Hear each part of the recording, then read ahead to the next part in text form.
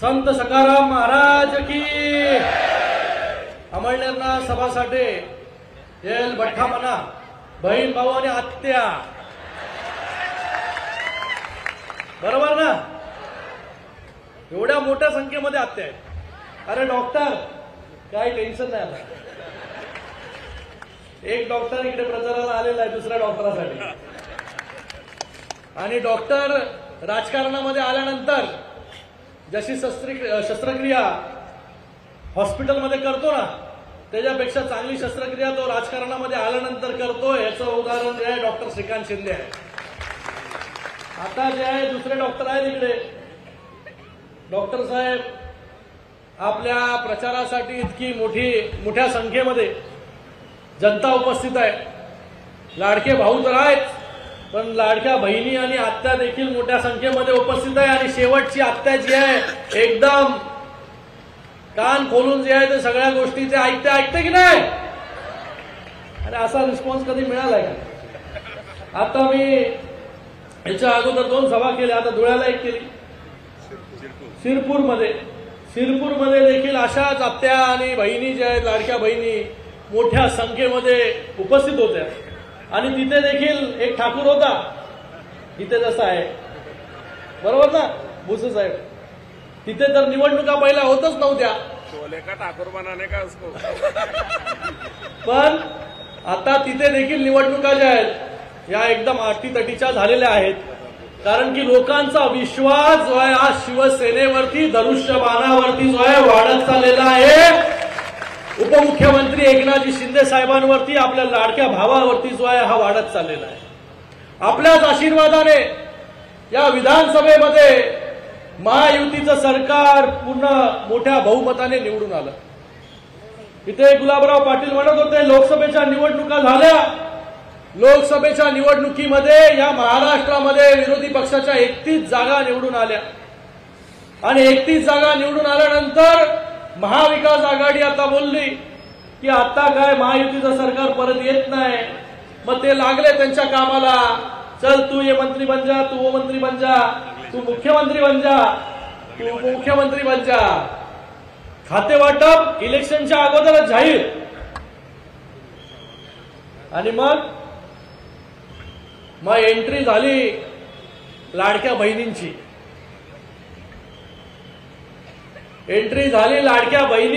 आणि लाडक्या बहिणींनी पूर्ण पिक्चर बदलून टाकला। आणि त्या ठिकाणी महायुतीचं सरकार जे आहे मोठ्या मजबूतीने आपण सगळ्यांनी बसवलं।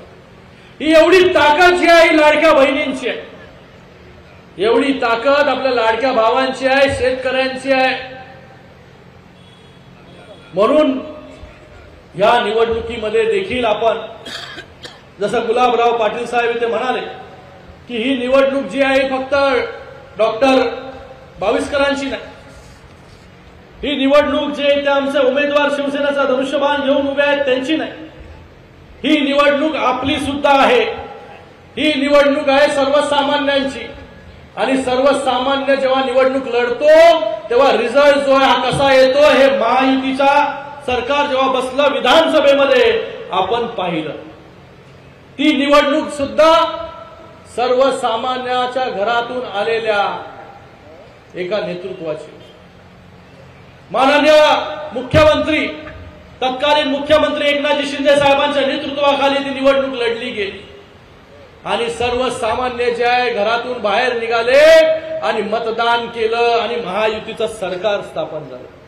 आता देखील आपल्यामधूनच एक युवक जो आहे, एक डॉक्टर जो आहे आपल्या समोर उभा आहे, आणि मला वाटतं डॉक्टरांचं काम कोविड मधलं गुलाबराव पाटील साहेबांनी सांगितलं आपल्याला। आपले दुःख समजून घेणाराचं, आपलं दुःख काय आहे, आपल्या वेदना काय आहेत या समजणाऱ्याला जे आहे हे आपण मतदान केलं पाहिजे। समोर जी आहे मोठी ताकद आहे, पण आपल्याकडे जो आहे या सगळ्या लाडक्या बहिणींचा जो आहे आशीर्वाद आहे, लाडक्या भावांचा आशीर्वाद आहे। तर डॉक्टर मला वाटत नाही, आणि शिरीष भाऊ तुमचं काम जे आहे हे या मतदारसंघामध्ये खूप मोठं आहे। अगोदर आपण एक दुसऱ्याच्या विरोधामध्ये होतो। तिकडे जे आहे नंदुरबारमध्ये नंदुरबारमध्ये जे आहे ही परिस्थिती वेगळी होती. मी नंदुरबारमध्ये पण सकाळी सभा घेतली तर तिकडे जे एकमेकांच्या विरोधामध्ये होते ते सगळे नंदुरबारमध्ये एकत्र झाले आणि शिरीष भाऊंची ताकद जी आहे ती या मतदारसंघामध्ये या तालुक्यामध्ये मोठी आहे. त्यांच्या नेतृत्वाखाली जे आहे मोठं काम झालं आणि आज दुःखात असून सुद्धा आपल्या सगळ्यांसाठी जे आहे हे मैदानात जे आहे उतरण्याचं काम जे आहे शिरीष भाऊ यांनी केलेलं आहे. मला वाटतं आपण सगळ्यांनी देखील त्यांच्या मागे जे आहे ते उभं राहिलं पाहिजे. शिरीष भाऊंच्या कारकिर्दीमध्ये छत्रपती शिवाजी महाराजांचा अश्वारूढ पुतळा असेल, महामानव डॉक्टर बाबासाहेब आंबेडकरांचं स्मारक असेल, त्याचबरोबर आता येतानाच मी एक नाट्य मंदिर पाहिलं. खूप दिमागामध्ये ते नाट्य मंदिर उभं आहे. कुठल्याही नगरपालिका नगर परिषदेमध्ये नाट्य मंदिर होणं हे देखील खूप मोठी गोष्ट असते. नाहीतर वॉटर मीटर आणि गटर याच पलीकडे जे आहे नगर परिषदेची आणि महानगरपालिकेची निवडणूक जात नाही तर एवढं मोठं नाट्य मंदिर जे आहे त्या ठिकाणी आपण उभं केलं. रंगमंच जे आहे त्याचं सुशोभीकरण केलं. त्याचबरोबर प्रशासकीय इमारत जी आहे तिथे बांधण्याचं काम देखील आपण केलं. मला वाटतं एवढी सगळी मोठी कामं जी आहेत ती आपल्या माध्यमाने इथे झाली. या शहराचे अजून प्रश्न आहेत. पिण्याच्या पाण्याचा देखील प्रश्न. आज या ठिकाणी पाणी पुरवठा मंत्री गुलाबराव पाटील साहेब स्वतः आहे. जल जीवन मिशनच्या अंतर्गत या महाराष्ट्रामध्ये एक वेगळी क्रांती जी आहे ही झालेली आहे. वेगळ्या गावागावामध्ये जे आहे जल जीवन मिशनच्या अंतर्गत पाण्याच्या पाईपलाईन जे आहे पाणी जे आहे पोचवण्याचं काम जे आहे महायुतीच्या सरकारच्या मार्फत जे आहे गुलाबराव पाटील साहेबांनी या ठिकाणी केलेलं आहे. मला वाटतं आपले प्रश्न देखील आपली जी समस्या आहे ती समस्या देखील गुलाबराव पाटील साहेब याच्यामध्ये आपण योग्य प्रकारे लक्ष घाल. पर्सनली याच्यामध्ये लक्ष द्या. आपण सगळीकडे गावोगावी जे आहे पाणी देण्याचं काम केलेलं आहे आणि आपण चांगल्या चांगल्यांना पाणी पाजण्याचं काम पण केलेलं आहे.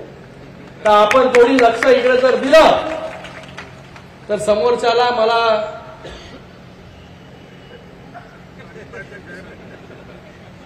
आता मी ते जसं बोलतो तसं मी बोलू शकत नाही. मला काहीतरी थोड्या आचारसंहिता असते.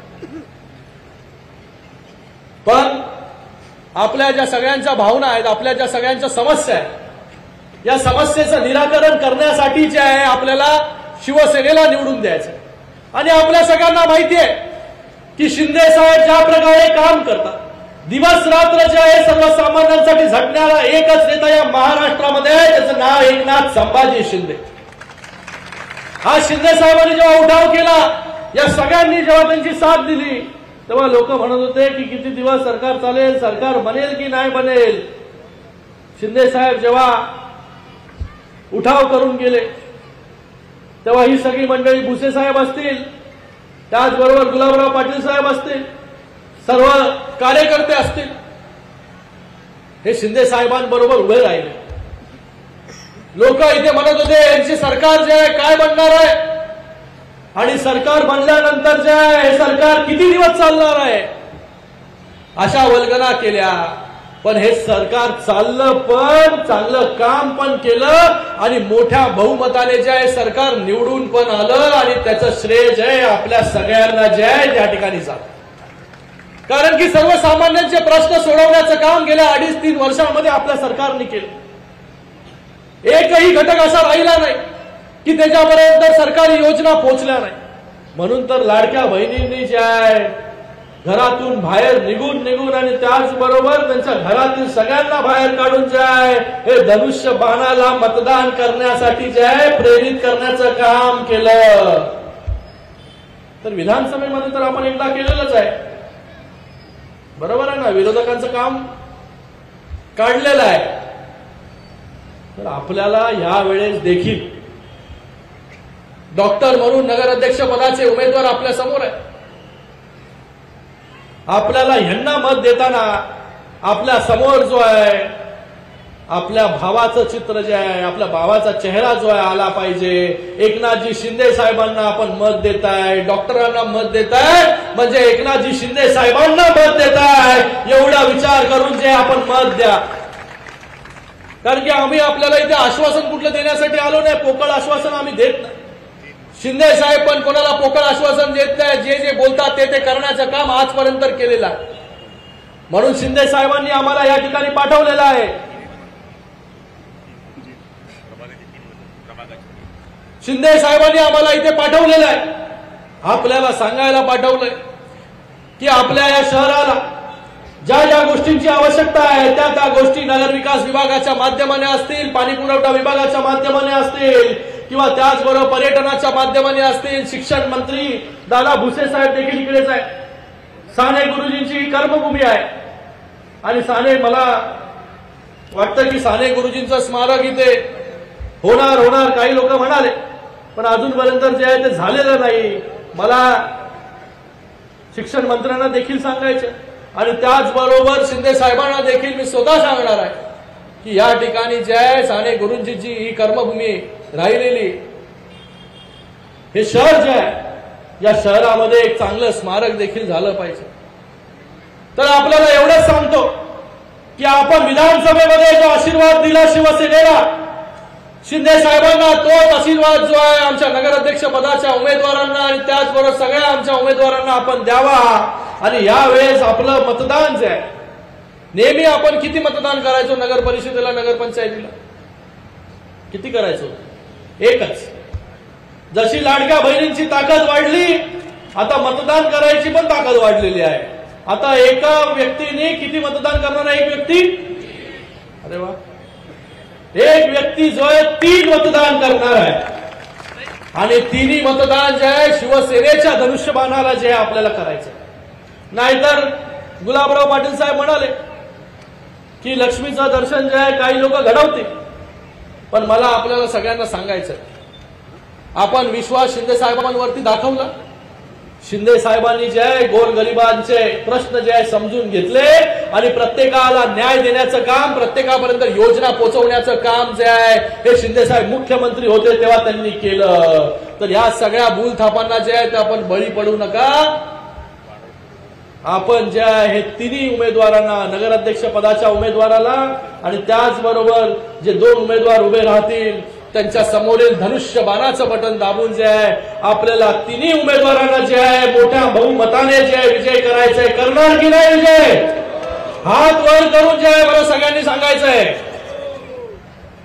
डॉक्टर एवढी जनता आहे, दोन्ही हाताने मतदान करणार आहे,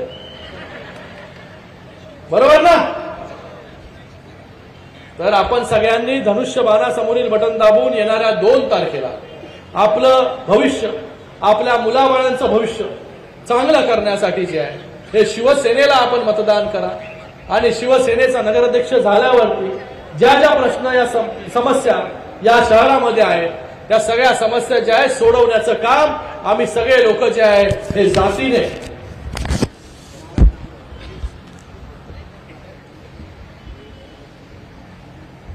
या सगळ्या जातीने जे आहे आम्ही लक्ष घालू. त्याचबरोबर आपल्याकडे खूप वर्षापासूनचा प्रश्न आहे पाडसळे धरण, त्याचा देखील प्रश्न जो आहे गेल्या अनेक वर्षापासून आहे. तर त्याच्यासाठी देखील जे आहे हे जे काय फॉलोअप करायला लागेल, पाठपुरावा करायला लागेल, तो नक्कीच आम्ही या ठिकाणी करू.